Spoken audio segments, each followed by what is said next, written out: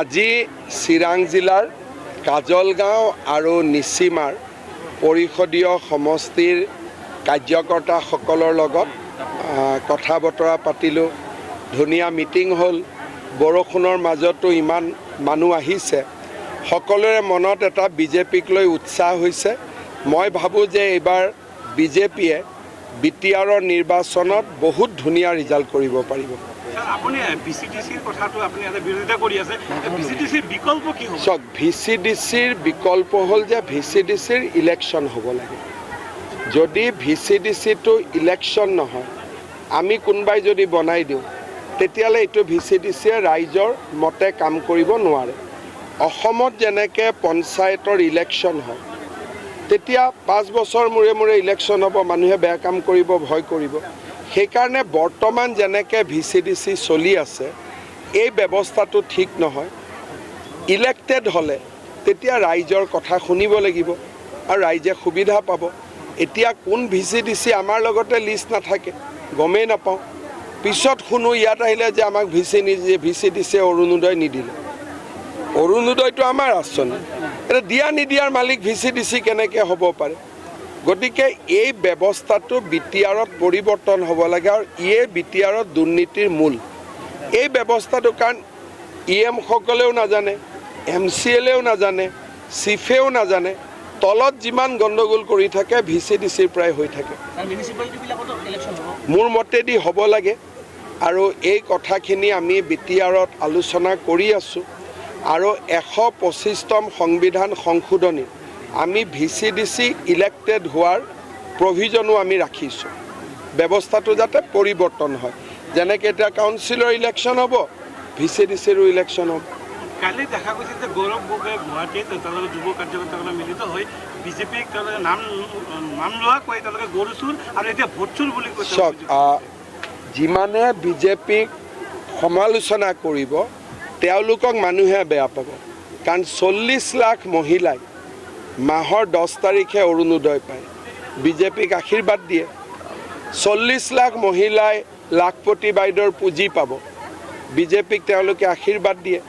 2 লাখ ল'ৰাই টকা পইচা নিদিয়াকৈ চাকৰি পাইছে, 2 লাখ ল'ৰাই মুখ্যমন্ত্ৰীৰ আত্মনিৰ্ভৰ অসম অভিযান পাইছে, 4 লাখ ছোৱালীয়ে নিযুত মইনা আঁচনি পাব।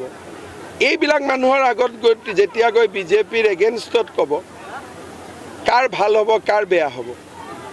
সেইকাৰণে এতিয়াতো যিকোনো শব্দ কৈ কাৰোবাক ছোৱালী চুৰ কওক, কাৰোবাক কৈ দিয়ক, বেয়া বেয়া শব্দ ক'ব পাৰে। কিন্তু অসমৰ ইলেকশ্যনত মানুহে বেয়া শব্দবিলাক ভাল নাপায়। মানুহে বিচাৰে যে এটা গাম্ভীৰ্যতাৰে ইলেকশ্যন খেলক। এতিয়া মই ইয়াতে 40 মিনিট ভাষণ দিলোঁ। এবাৰোতো প্ৰমোদ বড়ো হাগ্ৰামা মহিলাৰীক সমালোচনা কৰা নাই, কংগ্ৰেছৰো কথা কোৱা নাই। কাৰণ মানুহে আজিকালি পৰিৱৰ্তন হয়, মানুহে ভাল নাপায়। মানুহে ভাবে যে আপুনি কি কৰিব এইটো আমাক কওক। সেইকাৰণে আজিকালি ময়ো আপোনালোকে দেখিব খুব কম সমালোচনা কৰোঁ, একেবাৰে নোৱাৰা কথা হ'লেহে মেনশ্যন কৰোঁ।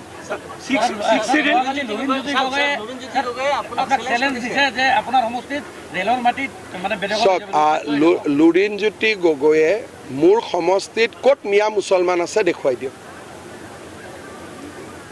তেওঁ যদি কোনোবা বেলেগ মানুহৰ কথা কৈছে, এইটোত মই তেওঁৰ লগত একমত নহয়। তেওঁ ইনডাইৰেক্টলি এটা বেলেগ ভাৰতীয় মানুহক আক্ৰমণ কৰাৰ কথা কৈ আছে। তেওঁ চিধা চিধি ক'ব লাগে নহয়, তেওঁ কাক উদ্দেশ্য কৰি এই কথাবোৰ কৈ আছে, হয় নহয়? তেওঁ কোনোবা এটা জাতিক উদ্দেশ্য কৰি কৈ আছেতো, সাহস আছে যদি নামটো কৈ দিয়ক। স্যাৰ, গোলাঘাট আৰু এই আপোনাৰ কাৰ্বি আংলং আদি ঠাইত যি আপুনি উচ্ছেদিত কৰিছে, তাতে এই মাটিখিনি আদানী আম্বানীক দিব নেকি? আদানী আম্বানী নহয়, গছপুলি হ'ব। আদানীয়েও আহি গছপুলি ৰুব পাৰে। আৰু যদি গোলাঘাটত বা কাৰ্বি আংলঙত বা অমুক জেগাত আদানী আম্বানীয়ে যদি যায়, দুটা ইণ্ডাষ্ট্ৰী কৰে, এইটোতো কোনো বেয়া কথা নহয়। মইতো মাতাত আছোঁ, কিন্তু মাতিলেও নাহিব, ইমান দূৰ জেগাত ক'ত আহিব? আজি 82 আমচুৱে উচ্ছেদিতৰ বিৰোধিতা কৰি ডাঙৰ মিটিং। আমচুৰ মিটিঙত মানুহ হ'ব পাৰে, কিবা হ'ব পাৰে, কিন্তু আমি যিটো কৰিম বুলি কৈছোঁ কৰিমেই। আমচুৱে হুলস্থুল কৰিলে দুটা এভিকশ্যন বেছি হ'ব। আপোনালোকে বাছি বাছি সংখ্যালঘু অধ্যুষিত এলেকাতে সংখ্যালঘু উদ্দেশিত এলেকাত কৰা নাই, মিয়া মুছলমানক কৰি আছোঁ যিখিনিয়ে ফৰেষ্টত জবৰদস্তি সোমাইছে বা VGR PGRত জবৰদস্তি সোমাইছে। আমাৰ মানুহটো নোসোমায়। আমাৰ ক'ৰবাত যদি বড়ো মানুহ আছে, মিচিং মানুহ আছে, তেওঁলোকেতো ফৰেষ্ট পাত্তা পাব যোগ্য, নন ট্ৰাইবেলেতো পাত্তা নাপায়। গতিকে ফৰেষ্টত নন ট্ৰাইবেল মানুহ কেনেকৈ সোমাব পাৰে, আমাৰ মিয়া মুছলমানসকল কেনেকৈ সোমাব পাৰে? তেওঁলোকৰ কাৰণেতো চৰত ইমান মাটি আমি দিয়ে থৈ দিছোঁ। আমিতো চৰৰ মাটিত যোৱা নাই। চৰৰ মাটিততো আমাৰ বড়ো মানুহো যোৱা নাই, মিচিং মানুহো যোৱা নাই, অসমীয়াও যোৱা নাই, বঙালীও যোৱা নাই, বিহাৰীও যোৱা নাই। অসমৰ আধা মাটিটো তেওঁলোকৰ কাৰণে আছে চৰত। গতিকে তেওঁলোকে আকৌ চৰৰ পৰা শিৱসাগৰ যাব খোজে, যোৰহাট যাব খোজে, গোলাঘাট যাব খোজে, কেনেকৈ হ'ব? অসমীয়া মানুহ ক'ত থাকিব? আমচু ৰেজাল্ট বৰ্মে আজি কৈছে যে আপোনালোকে যিটো উচ্ছেদ কৰি আছে, উচ্ছেদৰ কাৰণে আপোনাক আইনৰ কাঠগড়াত থিয় কৰাব। হৈ যাম থিয়, কি অসুবিধা আছে?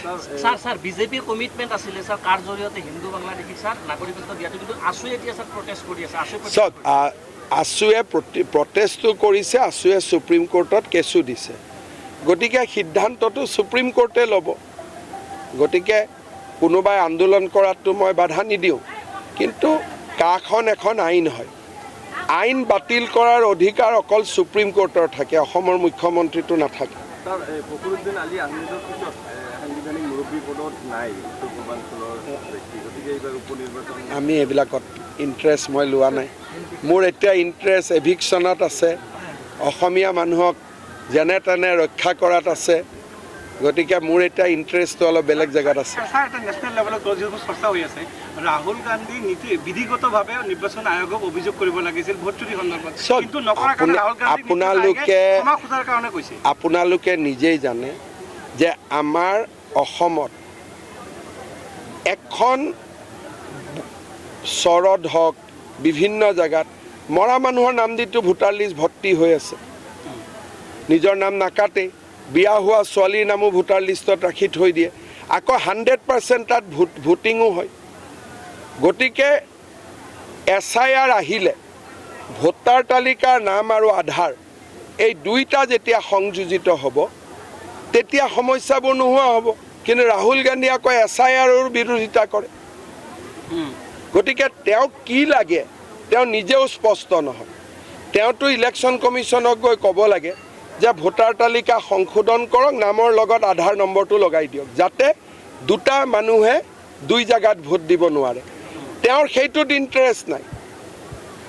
তেওঁ খালি নিৰ্দিষ্ট মানুহ কিছুমানৰ নাম লৈ তেওঁ দেখুৱাই আছে। আৰু যদি তেনেকুৱাই ভোটাৰ লিষ্ট বেয়া, হিমাচলত তুমি কেনেকৈ জিকিলা, কৰ্ণাটকত তুমি কেনেকৈ জিকিলা, তেলেংগানাত কেনেকৈ জিকিলা, তুমি জিকিলে ভাল। ইমান দিন EVM কৰি চলিলে, এতিয়া EVMৰ গুলিটো নুফুটাৰ কাৰণে এতিয়া নতুন গুলি এটা লৈছে।